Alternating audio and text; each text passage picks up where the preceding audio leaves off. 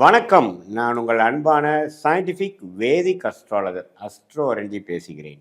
நல்லது நினைப்போம், நல்லதே நடக்கும்.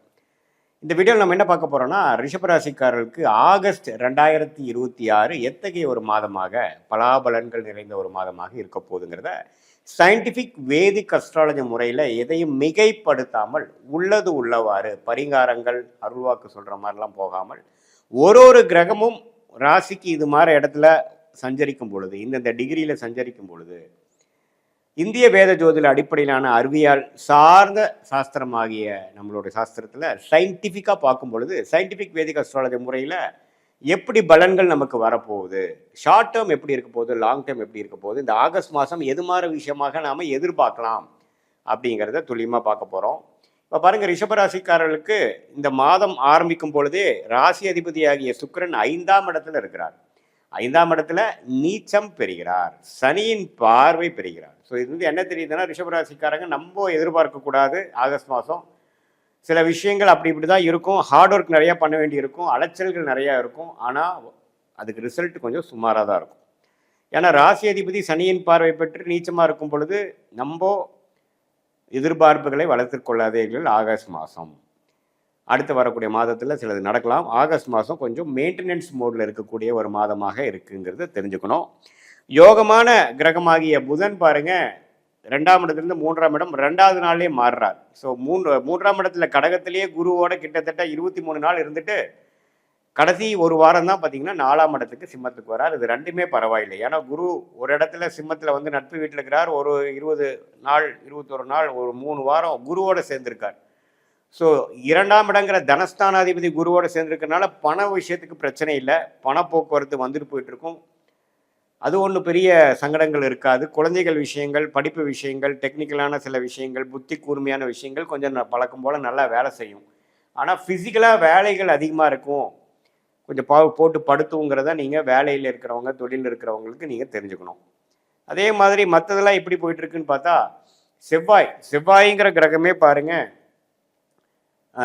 2ஆம் இடத்தில் இருக்கிறார். ஸோ குடும்பஸ்தானம், வாக்குஸ்தானம், தனஸ்தானத்தில் செவ்வாய் இருக்கும் பொழுது, 7ஆம் வீட்டு அதிபதி இருக்கும் பொழுது, சில நண்பர்களால், சில பங்குதாரர்களால், நீங்கள் யாரை டெய்லி அசோசியேட் பண்ணுறீங்களோ அவங்களால சில வரவுகள் இருக்குது. ஆனாலும் சில ஆர்கியூமெண்ட்ஸ் வரக்கூடிய அமைப்புகளும் இருக்குது. கொஞ்சம் பொறுமையாக பேச்சு விஷயத்தில் கொஞ்சம் சட்டுன்னு பேசாமல் கொஞ்சம் பொறுமையாக போய்க்கக்கூடிய அமைப்புகள் நல்ல அமைப்புகளாக இருக்கும். ஏன்னா நமக்கு ராசி அதிபதி நீச்சமாக போயிருக்கு பாருங்கள். ஸோ நாம் பாட்டு கடைன்னு நம்ம நினச்சதெல்லாம் பேசுகிறோம்னா ஆல்ரெடி நம்ம கரெக்டாக பேசுகிறோமாங்கிறது தெரியாது.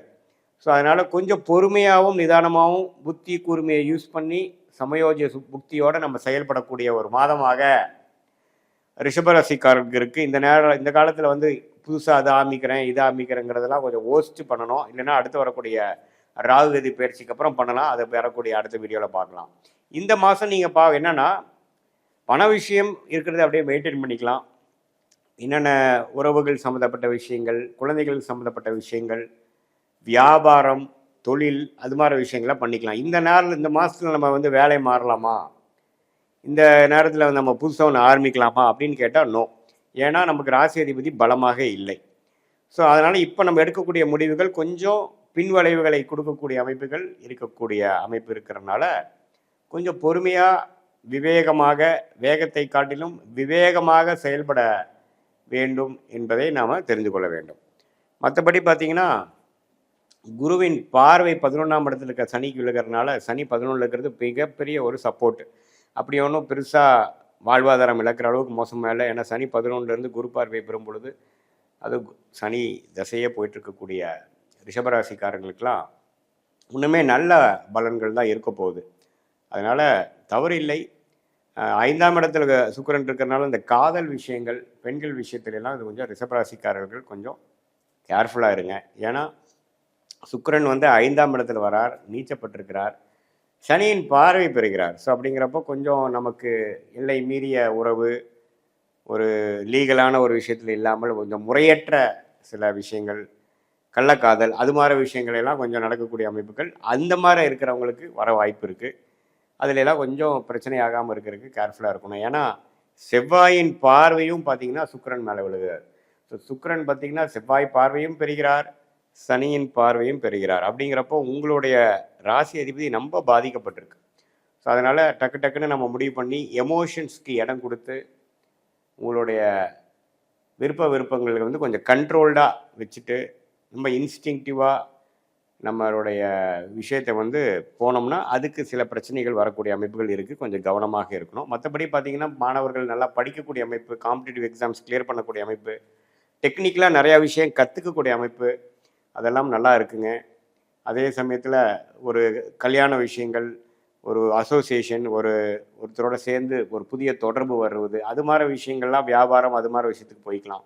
இந்த பெண்கள் விஷயங்கள், இந்த காதல் விஷயங்கள் மட்டும்தான் கேர்ஃபுல்லாக இருக்கணுமோ ஒழிய வியாபார விஷயங்கள்லாம் கொஞ்சம் நீங்கள் குருவின் பார்வை வந்து நல்லா இருக்கிறனால கண்டிப்பாக வந்து நீங்கள் ஒரு புதிய கான்டாக்ட் மூலமாக ஒரு ஆர்டர் எடுக்கிறது, ஒரு புதிய கான்டாக்ட் மூலமாக ஒரு ஜாப் ஆஃபர் நமக்கு கிடைக்கிற மாதிரி ஒரு இன்டர்வியூ அரேஞ்ச் பண்ணுறது, அது மாதிரி விஷயங்களாக குருவின் பார்வை 7ஆம் இடம் 9ஆம் இடம் 11ஆம் இடத்துல இருக்கிறதுனால கண்டிப்பாக சில லாபங்கள், சில நல்ல தொடர்புகளும் நமக்கு கிடைக்கும்.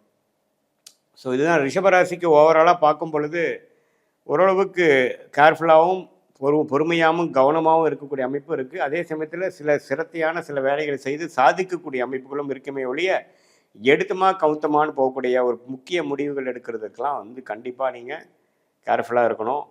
மற்றபடி பார்த்தீங்கன்னா பெண்கள் வந்து சுக்கிரனே பாதிக்கப்பட்டிருக்கிறதுனால உங்களுடைய ஹெல்த் கொஞ்சம் பார்த்துக்கணும். அந்த மாதவிடாய் பிரச்சனை, பெண்களுக்கே வரக்கூடிய பிரச்சனையெல்லாம் கொஞ்சம் இந்த மாதம் கொஞ்சம் தூக்கலாக இருக்கலாம்.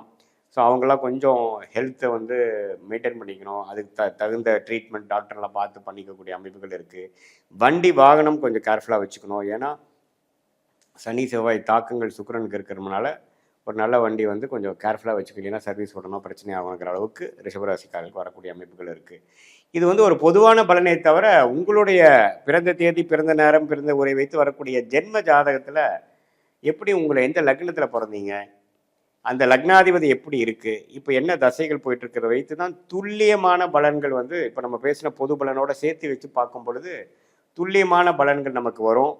அடுத்து வரக்கூடிய 3 மாதம், அடுத்து வரக்கூடிய 6 மாதம் எப்படி இருக்க போகுது, சயின்டிஃபிக் வேதிக் அஸ்ட்ராலஜி முறையில் நம்ம ஒன்று ஒன்று பார்க்கும் பொழுது எப்படி வந்து உங்களுடைய யோகமான தொழில் என்ன, எந்த துறையில் அதிக லாபம் வரும், எந்த துறையை நமக்கு ஆகாது, வியாபாரமாக தொழிலா, வெளிநாடா, அல்லது உத்தியோகம்னு எடுத்துட்டோன்னா நம்ம ப்ரைவேட் செக்டாரா அல்லது அரசு உத்தியோகமா, எது மாதிரி துறை நமக்கு வரும், மீடியா துறையா, அல்லது படிப்பு பார்த்திங்கன்னா படிப்பு சார்ந்த தொழில் தான் பண்ணுவீங்களா, அல்லது வேறு மாதிரி லைனில் போவீங்களா, அல்லது மெடிக்கல் ரிலேட்டட் ரியல் எஸ்டேட் அது மாதிரியா, அல்லது ஐடி சாஃப்ட்வேரா, அல்லது எதுவுமே இல்லாமல் அக்ரோ ரிலேட்டடாக போவீங்களா, எது வந்து உங்களுக்கு நல்லா இருக்குங்கிறது உங்களுடைய ஜாதகத்தில் இருக்கிற ஒரு கிரகத்தோட ஸ்தானபலம், திக்பலம், திருப்பலத்தை வைத்து டிகிரி அடிப்படையில் பார்த்து சயின்டிஃபிக் வேதிக் அஸ்ட்ராலஜி முறையில் நம்ம பார்க்கும் பொழுது அடுத்து வரக்கூடிய வாழ்க்கையில் எடுக்கக்கூடிய முடிவுகளை சரியான முடிவுகளாக எடுத்து தேவையற்ற முயற்சிகளை தவிர்த்து வாழ்க்கையில் எளிதில் வெற்றி பெற முடியும் என்று சொல்ல விரும்புகிறேன். மீண்டும் மற்றொரு காணொளியில் சந்திப்போம். நன்றி, வணக்கம்.